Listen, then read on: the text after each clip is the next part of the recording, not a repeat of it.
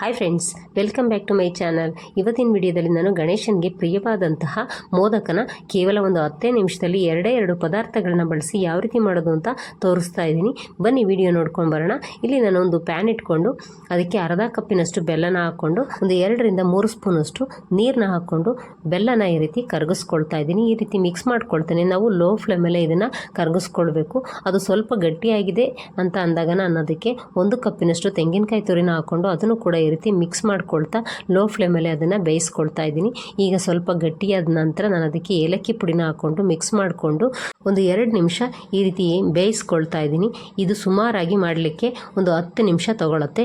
ಈಗ ಅದು ಒಂದು ರೀತಿ ಅಂಟಂಟು ರೀತಿ ಬರ್ತಾ ಇದೆ ಅಂದಾಗ ನಾನು ಗ್ಯಾಸ್ನ ಆಫ್ ಮಾಡಿಕೊಂಡು ಸ್ವಲ್ಪ ತಣ್ಣಗಾಗಲಿಕ್ಕೆ ಬಿಟ್ಟು ತಣ್ಣಗಾದ ನಂತರ ಮೋದಕದ ಮೋಲ್ಡ್ಗೆ ಹಾಕ್ಕೊಂಡು ಈ ರೀತಿ ತೆಕ್ಕೊಂಡ್ರೆ ರುಚಿಕರವಾದ ಮತ್ತು ಆರೋಗ್ಯಕರವಾದಂತಹ ಗಣೇಶನಿಗೆ ಪ್ರಿಯವಾದ ಮೋದಕ ರೆಡಿಯಾಗುತ್ತೆ. Thank you for watching.